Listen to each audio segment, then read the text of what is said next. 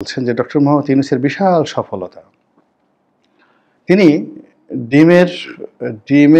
ডিমের মূল্য পানির পর্যায়ে নেমে আছেন, অর্থাৎ পানির দামে ডিম পাওয়া যাচ্ছে। তো এই কথা শুনে আপনি যদি একটু নিচে ৬০টি ব্যাংক এর বিভিন্ন শাখাতে গিয়ে মারামারি হচ্ছে, কাটাকাটি হচ্ছে, বিশ্রী একটি অবস্থা সৃষ্টি হচ্ছে, ব্যাংকে কোনো টাকা নেই। এমনকি ১০,০০০ ২০,০০০ টাকার একটা চেক তারা দিতে পারছে না। অন্তর্বর্তীকালীন সরকার ডক্টর ইউনূস ক্ষমতা নেওয়ার পর থেকেই যেন দ্রব্যমূল্যের দাম লাফিয়ে লাফিয়ে ঊর্ধ্বমুখী হচ্ছেন এবং প্রতিদিনই যেন কোনো কিছুর দাম বৃদ্ধি পাচ্ছে এবং আওয়ামী লীগের যে অবস্থা এখন পরিস্থিতি, আওয়ামী লীগের অনেক পরিবার না খেয়ে মারা যাচ্ছে। প্রিয় দর্শক, এই কথা আসলে কি সত্য কিনা এবং এই কথা যদি সত্য হয় তাহলে এই সরকার আর কতদিন টিকবে? প্রিয় চলুন এ নিয়ে গুরুত্বপূর্ণ আলোচনা করেছেন গোলাম মোল্লা রনি। আমরা তার বক্তব্যটি শুনবো, তারপরে থাকছে বিস্তারিত। এবং আমি কমেন্টসগুলো পড়ার চেষ্টা করি, ইতিবাচকগুলো পড়ি, নেতিবাচকগুলো পড়ি, ইতিবাচকগুলো গ্রহণ করি, নেতিবাচকগুলো থেকে শিক্ষা গ্রহণ করি এবং বোঝার চেষ্টা করি যে আমাদের সমাজ কতটা অধঃপতিত হলো এবং মানুষের ভাষা কতটা বিবর্তিত হলো। তো যা হোক, অনেকে অনেক দাবি করেন, অনেক কথা বলেন। এখন এই আজকের যে ভিডিওর যে শিরোনামটি, সেই শিরোনামটি শুধু সাধারণত জনদাবির প্রেক্ষিতে। বেশিরভাগ যারা মধ্যবিত্ত পরিবারের অনেকেই আমাকে বলেছেন কমেন্টে, টেলিফোনে যে আপনি রাজনীতি করেন বা রাজনীতি করবেন, ক্ষমতা আসবেন বা ক্ষমতায় যারা আছেন তারা থাকবেন, এসব নিয়ে জনগণের মাথা ব্যথা নেই। জনগণ তো বাঁচতে পারছে না, হু হু করে দ্রব্যমূল্য বাড়ছে, ক্রয় সীমার বাইরে চলে যাচ্ছে। মানুষ একটু আলু খাবে, পেঁয়াজ খাবে, কাঁচামরিচ অর্থাৎ আলু ভর্তা করবে। আলু ভর্তার জন্য কি লাগে? একটু পেঁয়াজ লাগে, একটু কাঁচামরিচ লাগে, একটু লবণ লাগে। তো তারা বলেন যে আপনি একটু বাজারে গিয়ে দেখেন তো যে ৬ মাস আগে এটা কোন পর্যায়ে ছিল আর এখন কোন পর্যায়ে আছে। মানুষজন ঠাট্টা করে বলছেন যে ডক্টর মোহাম্মদ ইউনূসের বিশাল সফলতা। তিনি ডিমের মূল্য পানির পর্যায়ে নেমে আছেন, অর্থাৎ পানির দামে ডিম পাওয়া যাচ্ছে। তো এই কথা শুনে আপনি যদি একটু নিচে যান, তখনই দেখবেন যে চমৎকার একটা কমেন্ট যে ছোট্ট ১ লিটার পানির বোতলের দাম ১৫ টাকা। ১ লিটার বা হাফ লিটার অথবা ২৫০ লিটার, মানে সর্বনিম্ন দাম ১৫ টাকা। তো পানির দাম ১৫ টাকা, এক বোতল পানির দাম ১৫ টাকা, সবচেয়ে ছোট বোতল, আর একটা ডিমের দামও ১৫ টাকা। তো এত চমৎকার একটা উন্নয়ন ডক্টর মোহাম্মদ ইউনূস দিয়েছেন যে ডিমের মূল্য পানির পর্যায়ে নিয়ে এসেছেন।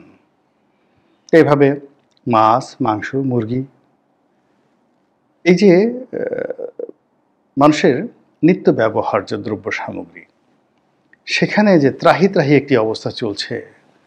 বাজারে সাপ্লাই আছে কিন্তু মানুষের কেনার মতো সামর্থ্য নেই। এগুলো নিয়ে আমাকে লোকজন বলছে কিছু বলার জন্য। আমি নিজেও এর দ্বারা আক্রান্ত। এর কারণ হলো দীর্ঘদিন যাবৎ আমি আসলে পরিশ্রম করছি, মানে সকাল বিকেল পরিশ্রম করি দুটো ডাল ভাত উপার্জনের জন্য। তা আমি নিজে বাজার করি এখনো পর্যন্ত, এবং যখনই বাজার যাই সব কিছু দেখে হতাশ হয়ে পড়ি যে এভাবে আসলে চলতে পারে না, এভাবে চলা উচিত নয়। এরপর বেকার সমস্যা, যেহেতু ব্যবসা বাণিজ্যের সঙ্গে জড়িত, তো রাজনীতির সঙ্গে জড়িত, গণমাধ্যমের সাথে জড়িত, সাংবাদিকতার সাথে জড়িত, ফলে এই সমাজে মানুষ কিভাবে কাজ করছে, কিভাবে বেতন ভাতা পাচ্ছে, কিভাবে দেশের ব্যবসা বাণিজ্য চলছে, এই জিনিসগুলো প্রতিদিন হালনাগাদ খবর আমি পেয়ে যাই এবং তারই প্রেক্ষিতে প্রতিদিনই প্রায় হতাশাজনক খবর সামনে চলে আসে। হু হু করে বেকারের সংখ্যা বাড়ছে।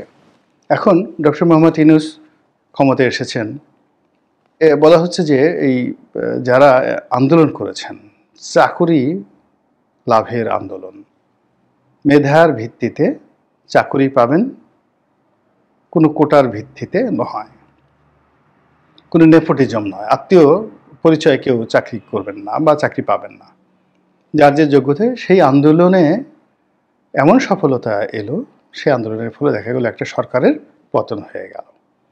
এখন প্রশ্ন হলো যে এই 2 মাস, সরকারের যে 2 মাসে কয় হাজার চাকরি হয়েছে, প্রাইভেট সেক্টরে কয়জনের কর্মসংস্থান হয়েছে, আর সরকারি অফিসগুলোতে কয়জনের কর্মসংস্থান হয়েছে। যদি উপদেষ্টা পরিষদের কথা বাদ দেন বা ডক্টর মোহাম্মদ ইউনূসের অফিসে নতুন করে যারা নিয়োগ লাভ করেছেন এদের সংখ্যা কত? সাকল্যে 100 জনের মতো। তো এই 100 জন লোকের কর্মসংস্থানের বাইরে এই সরকারের আমলে কয়জন কর্মসংস্থানের যে রোড ম্যাপ এর মধ্যে পড়েছেন এবং আগামী 2 মাসের মধ্যে চাকরি হবে এরকম কোনো নিশ্চয়তা এই সরকারকে দিতে পেরেছে কিনা। দ্বিতীয়ত যে এই গত 2 মাসে কতজন মানুষ বেকার হয়ে পড়েছেন, কতজন মানুষ বাস্তুচ্যুত হয়েছেন, কতগুলো শিল্প কলকারখানা বন্ধ হয়ে গিয়েছে। যেমন ধরুন সালমান এফ রহমানের ফ্যাক্টরিগুলো, গাজী গ্রুপের গাজী টায়ারের ফ্যাক্টরিগুলো, আওয়ামী লীগের বড় বড় নেতাদের যাদের গার্মেন্টস ছিল, অন্যান্য শিল্প কলকারখানা ছিল, প্রায় সব শিল্প কলকারখানাতে এখন লালবাতি জ্বলছে এবং এই সকল শিল্প প্রতিষ্ঠানে কর্মরত লাখ লাখ শ্রমিক, তারা যে কেবল চাকরি হারিয়েছে তা নয়, সঙ্গে সঙ্গে ওই সকল শিল্প প্রতিষ্ঠানে তাদের হাজার হাজার কোটি টাকার বেতন বকেয়া রয়েছে। অনেকগুলো ব্যাংক, এই আওয়ামী লীগদের মালিকানার ব্যাংক চলছিল মোটামুটি, এখন সেই ব্যাংকগুলো নিয়ে সরকার না পারছে সিদ্ধান্ত নিতে, না পারছে ব্যাংকগুলো বন্ধ করতে দিতে। প্রতিদিনই অনেকগুলো ব্যাংক, বিশেষ করে 6-7টি ব্যাংক এর বিভিন্ন শাখাতে গিয়ে মারামারি হচ্ছে, কাটাকাটি হচ্ছে, বিশ্রী একটি অবস্থা সৃষ্টি হচ্ছে, ব্যাংকে কোনো টাকা নেই, এমনকি 10,000 20,000 টাকার একটা চেক তারা দিতে পারছে না। তো এটা নিয়ে আমাদের ডক্টর মোহাম্মদ ইউনূস সাহেবের কোনো বক্তব্য নেই, কোনো মাথা ব্যথা আছে বলে মনে হয় না। সমন্বয়ক যারা দেশ চালাচ্ছেন তাদের কোনো বক্তব্য আছে বলে মনে হয় না, বরং তারা কী করে ডক্টর ইউনূস আর একটা নোবেল পুরস্কার পাবেন, কী করে জো বাইডেন আবার বাংলাদেশে আসবেন এবং উনি দেখাবেন ইত্যাদি ইত্যাদি ঘটনা, কবে পাকিস্তানের গায়ক আসবে, আবার কোথায় কাওয়ালির অনুষ্ঠান হবে, এসব নিয়ে আমাদের দেশের লোকজন, বিশেষ করে যারা সরকার সমর্থক, তারা ব্যস্ত হয়ে পড়ছেন। আমাদের দেশের প্রত্যন্ত অঞ্চলের যারা সংখ্যালঘু সম্প্রদায় রয়েছেন তাদের মধ্যে অশান্তি, হিন্দুদের মধ্যে অশান্তি, অনিশ্চয়তা। আপনি বলা হচ্ছে সরকারের পক্ষ থেকে অপপ্রচার করা হচ্ছে, ভারতের পক্ষ থেকে অপপ্রচার চালানো হচ্ছে, কিন্তু সবই কি অপপ্রচার? হিন্দুরা কি নির্যাতিত হচ্ছেন না? এই বিষয়গুলো কি একটু তদারক করা যায় না? কিন্তু সেই ব্যাপারে কোনো কর্মকাণ্ড হচ্ছে না। যারা আওয়ামী লীগ করতেন নিরীহ, কখনো এই মাঝে মধ্যে জয় বাংলার স্লোগান বা মিছিল মিটিংয়ে যাওয়া বা শেখ হাসিনার একটু প্রশংসা করা, বঙ্গবন্ধুর প্রশংসা করা, এর বাইরে কোনো আওয়ামী লীগ করেনি। টিআর খাননি, কাবেকা খাননি, চাঁদাবাজি, মাস্তানি কোনো কিছুর সাথে জড়িত নয়। এরকম লক্ষ লক্ষ মানুষ বাস্তুচ্যুত হয়েছেন, এক এলাকা থেকে অন্য এলাকাতে চলে গেছেন, তাদের পরিচালিত যে অর্থনৈতিক কর্মকাণ্ড স্থবির হয়ে পড়েছে, তাদের পরিবারগুলো কিভাবে আছেন, তাদের সংসার কিভাবে চলছে। যদি আপনি 18 কোটি মানুষের মধ্যে এরকম 10% লোকও ক্ষতিগ্রস্ত হয়ে থাকে, মানে আওয়ামী লীগ করে 10% লোকও ক্ষতিগ্রস্ত হয়ে থাকে, তাহলে এদের সংখ্যা 1,80,00,000। আবার বলছি 1,80,00,000। তো 1,80,00,000 লোক এবং তার সেই 1,80,00,000 লোকের মধ্যে যদি 5 জন করে থাকে গড়ে, অর্থাৎ পরিবারের যদি 2 জন লোক, মানে 1,80,00,000 টোটাল সদস্য সংখ্যা, এটাকে যদি আপনি পরিবারে ভাগ করেন, 4 দিয়ে ভাগ করতে পারেন বা 3 দিয়ে ভাগ করতে পারেন, গড়ে 3 দিয়ে ভাগ করতে পারেন, তাহলে 60 লাখ।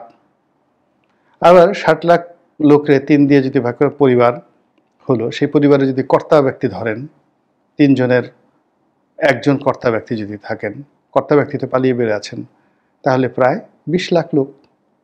তো 20 লাখ লোক এই মুহূর্তে বাস্তুচ্যুত, আওয়ামী লীগের লোক বাস্তুচ্যুত, বাড়িতে থাকতে পারছেন না, ঘরে থাকতে পারছেন না, ব্যবসা বাণিজ্য বন্ধ, তাদের পরিবার থাকছেন হয়তো গলা চিপেতে, কিন্তু ওই লোকটি ঢাকাতে পালিয়ে আছেন। এখন পালিয়ে তার হাতে হয়তো সঞ্চিত কিছু অর্থ তারা খরচ করার চেষ্টা করছেন, 2 দিন পরে এই অর্থটা থাকবে না, এবং এই যে তারা বসে বসে বিনা পরিশ্রমে যে টাকাগুলো খরচ করছেন, এটি অর্থনীতির উপর এমন বিরূপ প্রতিক্রিয়া তৈরি করবে যা কিনা এই যে বর্তমান গভর্নর বা বর্তমান অর্থ উপদেষ্টা তারা সেটা পূরণ করতে পারবে না। তো এই যে 1,80,00,000 লোক, আওয়ামী লীগের লোক বিপদগ্রস্ত হয়ে পড়ল, তারপরে 60,00,000 পরিবার বিপদগ্রস্ত হয়ে পড়ল। 60,00,000 পরিবারের মধ্যে অন্ততপক্ষে পরিবারের কর্তা 20,00,000 কর্তা তারা বাস্তুচ্যুত হলো, এলাকা ছাড়া হয়ে গেল। এটা আমাদের অর্থনীতিতে যে যাকে বলা হয় ক্ষত তৈরি করলো, গর্ত তৈরি করলো, অর্থনীতির সমস্যা তৈরি করলো, এগুলো সমাধানের জন্য এই গত 2 মাসে 60 ডেইজে সরকারের কোনো পরিকল্পনা, কোনো কথা, কোনো আশ্বাসবাণী, কোনো সিদ্ধান্ত এখন পর্যন্ত আমরা দেখতে পাইনি। এরপরে আরেকটি বিষয় দেখে নেই এখানে, যে এই যে বাস্তুচ্যুত হওয়ার পরে যেটা হলো, যখনই এই যে 20,00,000 লোক এলাকা ছেড়েছে, পরিবারের মুরব্বী প্রভাবশালী, তো তারা গ্রামে কি রেখে এসেছে? কেউ 10টা গরু রেখে এসেছে, কারো দোকান আছে, কারো ব্যবসা বাণিজ্য আছে, কারো ঘরে যুবতী মেয়ে আছে। তো এই জায়গাগুলোতে ঝাঁপিয়ে পড়েছে আবার নতুন দুর্বৃত্তরা। ফলে সেখানে কি হলো? আইন শৃঙ্খলার অবনতি হয়েছে, অমানবিক পরিবেশ তৈরি হয়েছে। তো সেই আইন শৃঙ্খলার যে অবনতি, সেটি দূর করার জন্য সরকারের পক্ষ থেকে কি চেষ্টা করা হচ্ছে? হাত ভেঙে দেওয়ার চেষ্টা করা হচ্ছে বলা হচ্ছে স্বরাষ্ট্র উপদেষ্টা, কিন্তু ওনার দুর্বল শরীর, ওনার কথা, মুখভঙ্গি, এই ওনার কোনো হুমকি ধামকিতে 2 পয়সার কোনো উপকার হচ্ছে, কাজ হচ্ছে, I do not think so. বরং লোকজন এগুলো নিয়ে হাসাহাসি করছে এবং সে যত বেশি দাপট দেখানোর চেষ্টা করছে তত বেশি এই দুর্বৃত্তপনা বেড়ে যাচ্ছে। আমাদের ডাকাতের হাতে একজন সেনাবাহিনীর কর্মকর্তা নিহত হতে পারেন, এটা আমরা কল্পনাই করতে পারি না।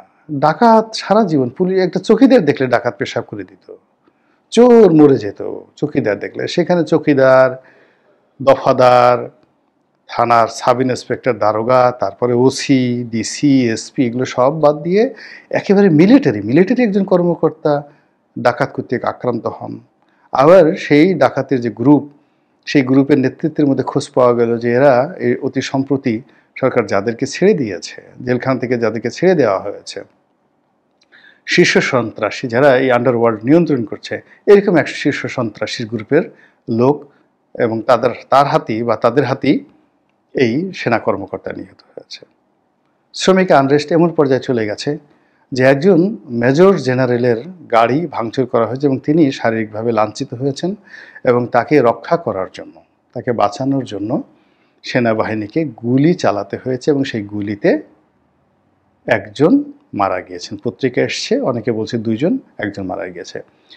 তো আমরা এই আইন শৃঙ্খলার এই যে অবস্থা, অবনতি, এটা আমাদের মনে কি প্রতিক্রিয়া তৈরি করছে, এই ব্যাপারে কথা বলার জন্য কিন্তু অনেকে আমাকে অনুরোধ জানাচ্ছেন। এরপরে যেটা আছে যে গুজব, অসংখ্য গুজব ছড়িয়ে পড়েছে। আমি একটা গুজবের কথা বলবো না। ফার্স্ট থিং হলো, সত্য কথার কোনো ভয় নেই, সেটা যত নির্মম হোক, যত কষ্টদায়ক হোক। অনেস্টির কোনো বিকল্প নেই, সত্যের কোনো বিকল্প নেই, কিন্তু গুজব কিন্তু ভীষণ রকম ভয়ানক। যত মিথ্যা কথা বলেন না কেন, যা কিছু বললেন না কেন, এখন ধরুন ঘুষ দুর্নীতি হচ্ছে, ডিসি নিয়োগে 3 কোটি টাকার চেকের লেনদেন হয়েছে। আপনারা যতই বলছেন এটা গুজব, কিন্তু সর্বনাশ যা হওয়ার তা কিন্তু হয়ে গিয়েছে। এখন এই যে আবার একটা পত্রিকার বিরুদ্ধে, কালের কণ্ঠের বিরুদ্ধে, বা কি একটা পত্রিকার জন্য নিউজটা এসেছিল যে সচিবালয়ে একজন জয়েন্ট সেক্রেটারি রুমে 3 কোটি টাকার চেক পাওয়া গিয়েছে।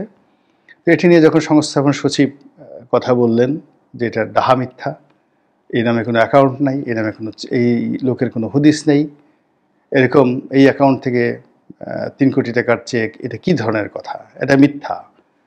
কিন্তু দেখা গেল পরবর্তীতে আবার কাউন্টার, অর্থাৎ সেই সংস্থাপন সচিবের যিনি আছেন, তার হোয়াটসঅ্যাপ মেসেজগুলো যখন ভাইরাল হয়ে যাচ্ছে, সেই বিভিন্ন লেনদেন নিয়ে, কথা নিয়ে, কোটি কোটি টাকার লেনদেন নিয়ে যে সকল কথাবার্তা আসছে, মুখ দেখানো যাচ্ছে না। তো মুখ দেখানো যাচ্ছে না, তো যেটা বলছিলাম সেটা হলো এরকম, এগুলো নিয়ে সমাজে বিভ্রান্তি ছড়িয়ে পড়ছে, আতঙ্ক ছড়িয়ে পড়ছে, প্রশাসনিক স্থবিরতা নেমে এসেছে, লোকজন মারাত্মকভাবে হতাশাগ্রস্ত হয়ে পড়েছে। এইভাবে আসলে চলতে পারে না। ছোট্ট একটা উদাহরণ বলে আজকের বক্তব্য শেষ করবো। সেটি হলো, এই যে আমাদের দেশে সাপে কামড় দেয়, লোকজন মারা যায়। গবেষণায় দেখা গেছে 99% লোক সাপের কামড়ে যে মারা যায়, এটা ভয় পেয়ে মারা যায়, হার্ট অ্যাটাকে মারা যায়। এর কারণ হলো বেশিরভাগ সাপের কিন্তু বিষ থাকে না, কিন্তু ফোঁস করে তাকে যেটা কামড় দিয়েছে, এই ভয়ে হার্ট অ্যাটাক করে মারা যায়। তো এখন আমাদের এই দেশে যদি সত্যিকার অর্থে চুরি হতো, ডাকাতি হতো, রাহাজানি হতো, খুন হতো, ধর্ষণ হতো, মানুষ সামাজিকভাবে কিন্তু নিজেদেরকে প্রস্তুত করতো। আইএমএ জাহিলিয়াতের যুগে মানুষ কিন্তু বসবাস করত নিরাপদে, নিশ্চিন্তে, এবং তখন মানুষের ওই আইএমএ জাহিলিয়াতের যুগেও কিন্তু অনেকগুলো সামাজিক নিয়ম ছিল।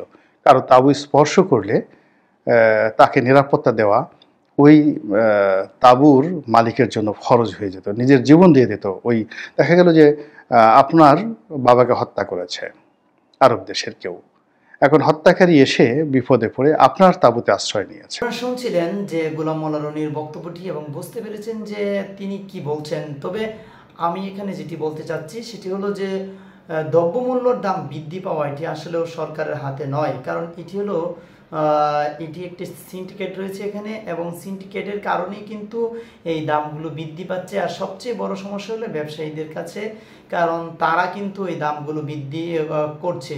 এবং একটি এখন কিন্তু সুযোগ রয়েছে, যে সুযোগটি যে এই ব্যবসায়ীরা যখন জিনিসের দাম বৃদ্ধি করে, খাদ্যদ্রব্যর দাম বৃদ্ধি করে, তখন কিন্তু এই বৃদ্ধি করার যে কারণ সেটি কিন্তু জবাবদিহিতা করতে হয়। কিন্তু এখন যে পরিস্থিতি, ব্যবসায়ীরা এখন ডিমের আলিতে দিন এই প্রতি ডিম যদি 15 টাকা থেকে 30 টাকা করা হয়, তাহলেও যে এই 30 টাকা থেকে 29 টাকা করে নিয়ে আসবে এমন একটি পদক্ষেপ নেবে যে লোকেরা বা যে প্রশাসন, সেই ব্যক্তি কিন্তু বাংলাদেশে এখন নাই বললেই চলে। অর্থাৎ ব্যবসায়ীরা নিজের মতো করে প্রত্যেকটা জায়গায় জিনিসের দাম বৃদ্ধি করতেছে, এতে সরকারিভাবে কোনো পদক্ষেপ নেওয়া হচ্ছে না। এই না নেওয়ার কারণেই কিন্তু যেগুলো নেওয়া হচ্ছে খুব সীমিত আকারে, যেগুলো যথেষ্ট নয়। এজন্যই কিন্তু এই জিনিসপাতির দাম বৃদ্ধি পাচ্ছে এবং এই সুযোগটি ব্যবসায়ীরা কাজে লাগাচ্ছে। এটাই হলো 1 নম্বর সমস্যা। আর অনেকে বলছে যে না, যে সংকট রয়েছে খাদ্যদ্রব্যের। কখনোই না, সংকট নয়, আগের থেকে এখন আরও বেশি চাষাবাদ হচ্ছে, বেশি উৎপাদন হচ্ছে, সব দিকেই বেশি হচ্ছে। কিন্তু এটি শুধু ব্যবসায়ীদের কারণেই যে এগুলো সিন্ডিকেটের মাধ্যমে দাম বাড়ানো হচ্ছে, এটি হলো মূল কথা। যে আওয়ামী লীগের অনেক নেতাকর্মীরা গা ঢাকা দিয়েছেন, পলাতক আছেন, দেশের বাইরে চলে গেছেন, এই কথাটি মাঝে মাঝেই মিডিয়াতে বেশি আসে। অর্থাৎ শোনা যায় যে তাদের পরিবারের কি অবস্থা। প্রিয় দর্শক, আমি বলবো তাদের পরিবার নিয়ে আমাদের চিন্তা না করে তাদের পরিবার নিয়ে চিন্তা করি, যারা এই আন্দোলনে ক্ষতিগ্রস্ত এবং যাদের একটি ছেলে চলে গেছে, যার একটি মেয়ে চলে গেছে, বা পরিবারের যে উপার্জনের একটি মাধ্যম ছিল সেই কিন্তু আন্দোলনে গিয়েছে, এবং সেই যুবকটি কিন্তু শক্তিশালী ছিলেন এই পরিবারের জন্য। সেই যে চলে গেছে, সেই যে অসুস্থ হয়ে হাসপাতালে বেডে পড়ে রয়েছে, তাদের কি অবস্থা। এবং যারা 16 বছর এই বাড়ি ছাড়া 16 বছর রয়েছে, আর এখন যারা আমরা অল্প কয়দিনের জন্য মায়া দেখাচ্ছি যে আওয়ামী লীগের পরিবারে কি হচ্ছে, আওয়ামী লীগ 16 বছরে যা অর্থ উপার্জন করেছে তারা এই কয়দিন খাচ্ছে, এটি কোনো সমস্যার কারণ হতে পারে না। তবে হ্যাঁ, তারা একটি এখানে শিক্ষা গ্রহণ করবে যে আসলেও যদি ক্ষমতার অপব্যবহার করা হয় তাহলে কি পরিস্থিতি হয়। যেরকমভাবে আমরা দেখছি যে তারা মানুষকে তাড়া করেছে, আজকে কিন্তু তাদেরকে তাড়া করা হয়েছে। যদি এখন আমি অনেক আওয়ামী লীগের নেতাকর্মীদেরকে দেখি যে তারা তাদের পরিবার নিয়ে আছেন এবং বাসায় আছেন এবং স্বাভাবিকভাবে চলাফেরা করতে পারতেছে, এই সংখ্যাটি কিন্তু অনেক কম। কারণ এই 16 বছরে আওয়ামী লীগের নেতাকর্মীদের এমন একটা অবস্থা হয়েছিল যে তারা কাউকে ছাড় দেয়নি, তাদের হাত থেকে নির্যাতনের শিকার হয়নি, এমনটি মানুষ কমই আছে। আর কিছু নেতাকর্মী যারা রয়েছে, যারা আসলেও এই ক্ষমতাকে প্রাধান্য না দিয়ে নিজের ব্যক্তিত্ব এবং যে আত্মবোধ রয়েছে এবং যে মানুষের প্রতি ভালোবাসা, সেই সব মানুষগুলো এখনও কিন্তু সমাজে আছে। তারা আওয়ামী লীগ করলেও কোনো সমস্যা নেই, বিএনপি করলেও সমস্যা নেই, অর্থাৎ তারা কিন্তু মানুষের ক্ষতি করেনি। আর যে মানুষের ক্ষতি করেনি তার ক্ষতি আল্লাহ তাআলা হতে দেবে না, এটাই স্বাভাবিক। আমি বলবো যারা এখন ঘর ছাড়া রয়েছেন অবশ্যই সে অপরাধী, এই জন্যই কিন্তু ঘর ছেড়েছেন।